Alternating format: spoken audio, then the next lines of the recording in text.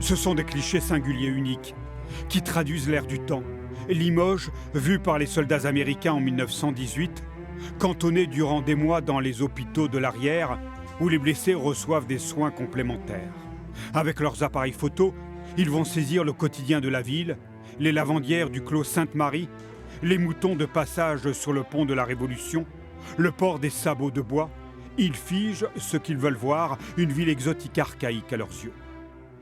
Ils ne vont pas parler de la ville industrielle, ils ne vont pas parler des grandes demeures, ils vont montrer en fait, ce qui leur paraît totalement différent de leur quotidien de Kansas City. Ces gars du Kansas, venus des grandes plaines du Midwest, sont près de 1500 à se charger de leurs compatriotes blessés ramenés du front par train. Eux aussi, à leur façon, sont des acteurs de l'ordinaire d'une guerre totale, 4 ans d'une guerre monstrueuse qui bientôt prendra fin.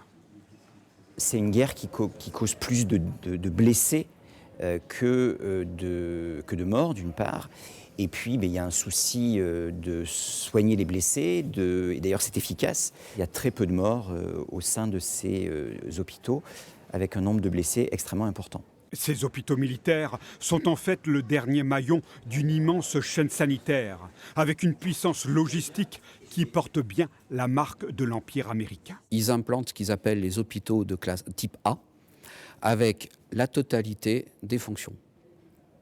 Aussi bien de soins aux malades, aux blessés donc, que de laboratoire, radiographie, radiologie, soins dentaires, enfin bref, il y a l'intégralité des fonctions de l'hôpital qui sont déployées depuis Kansas City. Début février 1919, les contingents du Kansas repartiront avec leurs milliers de clichés et quelques porcelaines de Limoges, souvenirs de cette ville so French.